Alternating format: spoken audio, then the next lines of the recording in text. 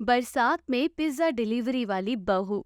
सोनिया रात 8 बजे एक सोसाइटी में पिज्जा डिलीवरी करने जाती है। जैसे ही दरवाजा खुलता है, एक बूढ़ी औरत जिसका नाम कुसुम था, वो सोनिया से पिज्जा लेती है। अचानक से मौसम खराब हो जाता है और जोर जोर से बारिश शुरू हो जाती है।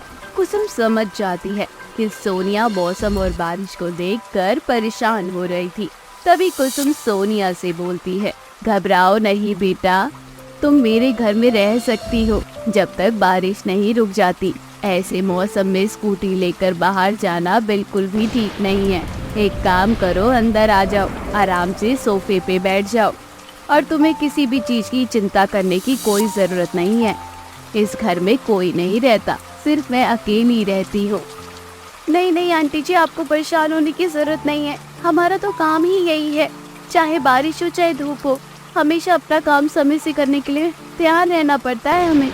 मैं जानती हूँ डिलीवरी का काम कैसा होता है, लेकिन मेरी बात मानो तो अभी थोड़ी देर के लिए रुक जाओ, क्योंकि बाहर मौसम बहुत खराब है और इतनी रात में बारिश में स्कूटी लेकर जाना बिल्कुल भी ठीक नहीं है। तुम मेरी बेटी के समान हो, इसलिए तुम्हें समझा रही हूँ। आपका बहुत बहुत शुक्रिया आंटी, चलिए ठीक है। कुसुम घर पर अकेली ही रहती है। उसके बच्चे इंडिया से बाहर रहते हैं। कुसुम दिल की बहुत अच्छी थी। वो सोनिया को अपने घर में बैठाती है और कहती है, ऐसे बेटा तुम शादीशुदा हो क्या? जी आंटी, मैं शादीशुदा हूँ, मेरे 2 बच्चे भी हैं, हस्बैंड है, सासू माँ है, सब लोग हैं मेरे परिवार में। बेटा तुम्हारे घर में तुम्हारे पति है, इसके बावजूद तुम इतनी रात को पिज्जा डिलीवरी कर रही हो। तुम्हारे पति को तुम्हारी चिंता नहीं होती क्या? मेरा मतलब है कि पिज्जा डिलीवरी का काम ही क्यों करना है, तुम कोई और काम कर लो। यही तो बात है आंटी जी, मजबूरी इंसान से क्या करवाए कुछ नहीं पता होता। क्या मतलब? ऐसा क्या हो गया जो तुम ये काम करने के लिए मजबूर हो? सोनिया और मनोज दोनों एक खुशहाल जीवन जी रहे थे। मनोज पिज्जा डिलीवरी का काम करता था। उनके 2 छोटे छोटे बच्चे थे, शिवानी और सूरज। सोनिया की सास करुणा भी उनके साथ रहती थी।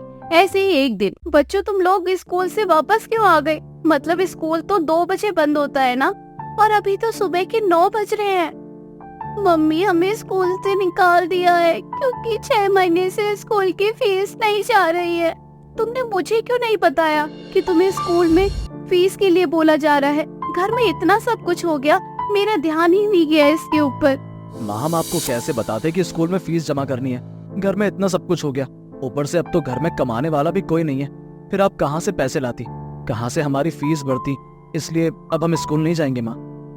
अरे ऐसे कैसे, तुम स्कूल नहीं जाओगे? तुम्हें क्या लगता है कि तुम्हारे पापा के साथ ये सब हो गया है तो अब तुम्हारी पढ़ाई बंद हो जाएगी? ऐसा कुछ नहीं है बच्चे, मैं हूँ ना तुम्हारे साथ। मैं तुम्हारे सपने करूँगी पूरे, क्योंकि मैं चाहती हूँ कि मेरे बच्चे पढ़ लिख कर बड़े आदमी बने और अच्छा इंसान बने। मैं कल स्कूल जाऊंगी और तुम्हारे स्कूल की प्रिंसिपल से बात करूंगी और तुम्हारी जितनी फीस बाकी है उसे जमा कर दूंगी। टेंशन लेने की कोई जरूरत नहीं है। कोई भी बात हो मुझे आकर बता दिया करो। बच्चों की बात सुनकर सोनिया की आंखों में आंसू आ जाते हैं। वो खुद को बहुत बेबस महसूस कर रही थी। बेचारी मजबूरी में अपने कुछ जेवर गिरवे रखकर कुछ पैसे सोनार से उधार ले आती है और उन्हीं पैसों से थोड़े पैसे बच्चों के स्कूल में जमा कर देती है और बाकी पैसों से घर राशन डलवा लेती है। ऐसे ही समय बीत जाता है। धीरे धीरे उधार के पैसे भी खत्म हो जाते हैं और घर की आर्थिक हालत बद से बदतर होती जा रही थी। मनोज की दवाई के लिए भी सोनिया के पास अब पैसे नहीं थे। एक दिन ऐसे ही सोनिया घर की साफ सफाई कर रही थी। घर के बाहर मनोज की खराब स्कूटी पड़ी हुई थी। उसे देखकर सोनिया के दिमाग में पिज्जा डिलीवरी करने की बात आती है। स्कूटी चलाना तो मुझे आता है, शादी के बाद उन्होंने मुझे अच्छे से स्कूटी चलाना सिखा दिया था। क्यों ना अब मैं पिज्जा डिलीवरी का काम करूं, क्योंकि किसी को तो घर का काम करना ही पड़ेगा। आखिर कब तक ये घर ऐसे चलता रहेगा? एक बार इनसे बात करती हूँ, देखती हूँ कि क्या कहते हैं। सोनिया अपने पति के पास जाती है और उसे पिज्जा डिलीवरी करने के बारे में बोलती है। इसके बाद मनोज सोनिया से कहता है, तुम्हारी बातें सुनकर ना आज मैं खुद को बहुत लाचार महसूस कर रहा हूँ। भगवान ने मुझे जीते जी अपाहिज बना दिया है। या तो मुझे उसी टाइम अपने पास बुला लिया होता। कम से कम तुम लोगों को इस तरह से परेशान तो नहीं देखता। ऐसा लग रहा है जैसे मैं अब्बू हूँ, किसी काम का नहीं हूँ। मेरे होते हुए तुम पिज्जा डिलीवरी का काम करोगी? देखो, जरूरी नहीं होता कि घर सिर्फ पति चलाए, ऐसा नहीं है। जीवन साथी का मतलब होता है कि जीवन में कठिन से कठिन स्थिति आ जाए तो पति पत्नी को साथ होकर एक दूसरे का सहारा बनना होता है। और आज जब ये सब हो गया है घर में, तो क्या मैं आपको छोड़कर चली जाऊं? नहीं, अपनी जिम्मेदारियों से मैं पीछे नहीं हटूंगी, ऐसा नहीं हो सकता। लेकिन जो मेरे साथ हुआ वो तुम्हारे साथ हो गया तो क्या होगा हमारा, ये सोचा है तुमने? जीना मरना तो किसी के हाथ में नहीं है। आपको क्या लग रहा है कि अगर मैं पिज्जा डिलीवरी का काम करूंगी तो मेरे साथ अगर कुछ हो गया तो क्या होगा? ये सोचो, जो होना होगा वे होगा, वे घर में भी रहकर हो जाएगा। तो इसलिए इन चीजों के बारे में नहीं सोचते। घर की आर्थिक हालत को देखते हुए मुझे ये सब करना होगा। सोनिया किसी तरह से अपने पति और सास दोनों को समझा देती है। इसके बाद दोनों सोनिया को पिज्जा डिलीवरी का काम करने के लिए सहमति दे देते हैं। सोनिया फिर से उधार लेकर खराब स्कूटी को ठीक करवाती है और उसी स्कूटी के जरिए पिज्जा डिलीवरी का काम शुरू कर देती है। ये थी मेरी कहानी आंटी। भगवान ने मुझे जीवन में बहुत उतार चढ़ाव दिखाया है, लेकिन कभी मैंने हार मानना नहीं सीखा। सच में तुम तो हर औरत के लिए मिसाल हो कि आजकल बहुत सी लड़कियां ऐसी होती है, शादी होने के बाद ना जो भी प्रॉब्लम हो जाती है वे ससुराल में तलाक लेने के लिए जिम्मेदारियों से पीछे भागने के लिए तैयार हो जाती है। लेकिन तुम इतनी बुरी परिस्थिति में हो, अपने परिवार को साथ लेकर चल रही हो। सच में आज के जमाने में हर लड़की को ऐसा ही होना चाहिए।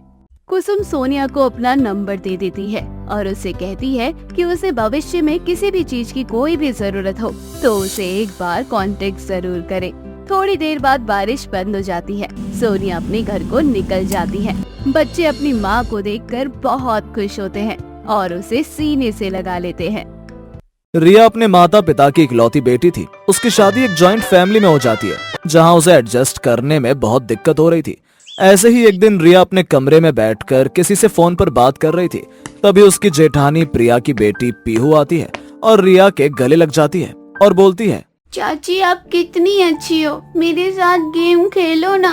घर में सारे बिजी हैं, दादा दादी को भी टाइम नहीं है और मम्मी तो खाना बना रही है। पापा ऑफिस गए हैं, चाचू भी ऑफिस गए हैं और बुआ तो कॉलेज गई हैं। आप मेरे साथ गेम खेलो ना चाची। पीहू बेटा, मैं बड़ी हो गई हूँ, गेम बच्चे खेलते हैं और वैसे भी मुझे ना इन चीजों में बिल्कुल भी इंटरेस्ट नहीं है। मुझे सोशल मीडिया पर एक्टिव रहना और लोगों से बात करना ये सब अच्छा लगता है। गेम खेलना तो कब का छोड़ दिया मैंने। सोशल मीडिया क्या होता है चाची, बताओ ना, मैं भी वहाँ पर गेम खेलूंगी। सोशल मीडिया बच्चों के लिए नहीं बना है, वहाँ सिर्फ बड़े लोग रहते हैं और वैसे भी तुम्हारी उम्र नहीं है क्योंकि तुम अभी पढ़ाई करो। और हाँ, इस तरह से परेशान मत किया करो। तुम्हें पता है यहाँ पर मुझे अच्छा नहीं लगता। शादी से पहले मेरी फैमिली में सिर्फ 3 लोग थे, मम्मी पापा और मैं, जहाँ मुझे बहुत प्यार मिलता था। मुझे नहीं पता था कि मेरी शादी इस घर में हो जाएगी। चाची आप क्या बोल रही हो, मुझे तो समझ ही नहीं आ रहा कुछ। तुम्हें समझ में नहीं आएगा, तुम अभी बहुत छोटी हो। इन चीजों को समझने के लिए तुम्हें बड़ा होना पड़ेगा और जब वक्त आएगा और तुम्हें सब कुछ समझ आ जाएगा कि मैं क्या कह रही हूँ। चाची गेम खेलो ना, कितनी बुरी हो, मेरे साथ गेम भी नहीं खेलती हो। आपसे अच्छी तो मेरी बुआ है, कम से कम मेरे साथ गेम खेलती है। और एक आप हो, ना तो घर का काम करती हो ना मेरे साथ गेम खेलती हो। रिया को पीहू पर बहुत गुस्सा आ रहा था, लेकिन ससुराल में वो नहीं थी, जिस वजह से वो किसी को कुछ नहीं कह पा रही थी। तभी रिया पीहू से बोलती है, तुमने स्कूल का होमवर्क किया या नहीं? अगर तुमने सही समय पर स्कूल का होमवर्क नहीं किया तो ना मैं तुम्हारी शिकायत तुम्हारे टीचर से कर दूंगी। इसलिए बेहतर यही होगा कि पढ़ाई पर ध्यान दो। और अभी तुम बहुत छोटी हो बेटा, पढ़ने लिखने पर ध्यान दो। और मेरे सर में बहुत दर्द हो रहा है, तो प्लीज यहाँ से जाओ। पीहू वहाँ से चली जाती है। थोड़ी देर बाद रिया का पति अनुज आता है। अनुज रिया को सरप्राइज देना चाहता था और वो उसे बोलता है, अरे रिया, आज मैंने तुम्हारे लिए डिनर प्लान किया है, तो जल्दी से रेडी हो जाओ, आज तुम्हें बाहर डिनर करवा कर लाऊंगा। सच में? मैं अभी तैयार होकर आती हूँ। शादी के बाद पहली बार तुम मुझे कहीं बाहर लेकर जा रहे हो। रिया बहुत ज्यादा एक्साइटेड थी। वो जल्दी जल्दी तैयार होना शुरू कर देती है। थोड़ी देर बाद रिया तैयार होकर बाहर आती है तो वो देखती है कि बाहर उसकी सास ससुर जेठ जेठानी और नंद सब कोई रेडी होकर खड़ा है। ये सब देखकर रिया धीरे से अनुज से बोलती है, अनुज ये लोग कहाँ जा रहे हैं? मैंने तुम्हें कहा था ना कि आज मैं तुम्हें डिनर पर लेकर जाऊंगा। तुम्हारे साथ साथ हम सब जा रहे हैं। अगर हम एक ही परिवार का हिस्सा हैं, अगर हम कहीं बाहर जाते हैं तो साथ नहीं जाते हैं। अगर डिनर का प्लान होता है तो हम साथ में डिनर पर भी जाते हैं। इसलिए हम पूरी फैमिली के साथ जा रहे हैं। बहुत मजा आएगा। ये कैसी डेट है अनुज? डेट तो अकेले जाते हैं ना, और मुझे ये सब पसंद नहीं है। मुझे नहीं जाना कहीं। अरे रिया, ऐसा मत करो, सबको बुरा लगेगा। चुपचाप रहो, जैसा बोला वैसा करो। बेचारी रिया कुछ नहीं कह पाती। उसे मजबूरी में सबके साथ डिनर पर जाना होता है। एक ही कार के अंदर सभी लोग जाते हैं। जहां बहुत ज्यादा शोर आ रहा था, रिया का सर फटा जा रहा था। फैमिली के शोर शराबे से किसी तरह से वो सभी डिनर करके घर वापस आ जाते हैं। रात को कमरे में अनुज से बोलती है, देखो अनुज, मुझे ना फैमिली ड्रामा बिल्कुल पसंद नहीं आता, और वैसे भी शादी को 8 से 9 महीने हो चुके हैं। अब ना मुझे कहीं लेकर सेपरेट हो जाओ। मुझे तुम्हारी फैमिली के साथ नहीं रहना। तुम कैसी बात कर रही हो रिया? अगर तुम मेरी जगह होती तो क्या तुम अपनी फैमिली को छोड़कर जाती? अरे तुम्हें अभी समझ में नहीं आएगा कि एक जॉइंट फैमिली का मतलब क्या होता है। परिवार के हर सुख दुख में एक दूसरे का साथ देना, हर छोटी बड़ी प्रॉब्लम को एक साथ सुलटाना, हर छोटी से बड़ी खुशी में साथ रहना, यही परिवार होता है।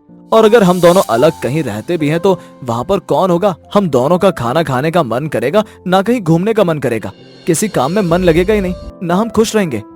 ऐसे ही कुछ दिन गुजर जाते हैं। एक दिन अचानक से रिया की तबीयत खराब हो जाती है। रिया की बिगड़ती तबीयत को देखकर रिया की सास जेठानी और नंद दिन रात उसकी सेवा पानी करने लग जाते हैं। रिया को बहुत ज्यादा बुखार हो चुका था। रिया के साथ साथ ठंडे पानी की पट्टी करते हुए अपनी बड़ी बहू से बोलती है, अरे बड़ी बहू, जरा रिया का बुखार थर्मामीटर से चेक कर लियो। बुखार उतरने का नाम ही नहीं ले रहा।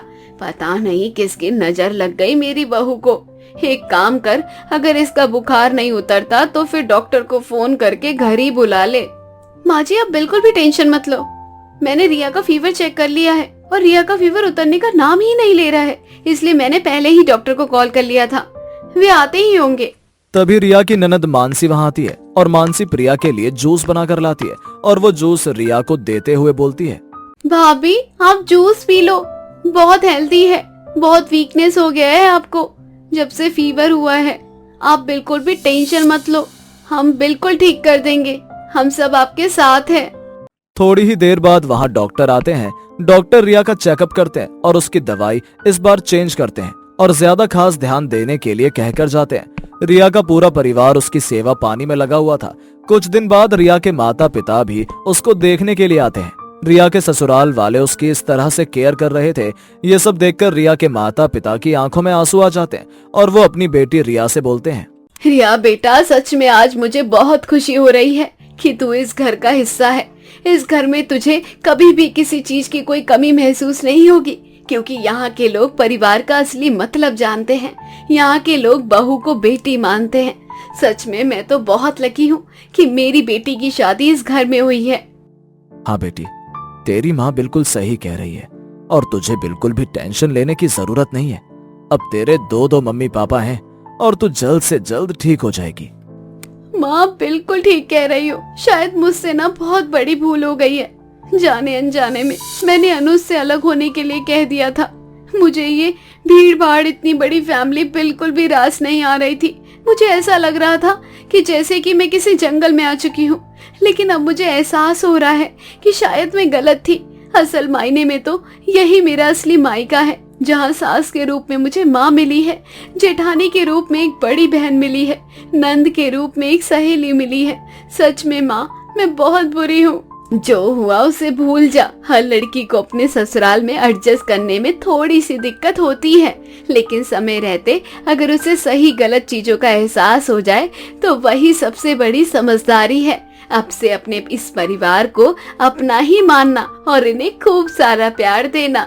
यूं ही कुछ दिन गुजर जाते हैं। धीरे धीरे रिया की तबीयत में सुधार आने लगता है। अब ज्यादातर समय अपने पूरा परिवार के साथ बिताया करती और उन्हें अपने प्यार से अपना बनाने की कोशिश करती।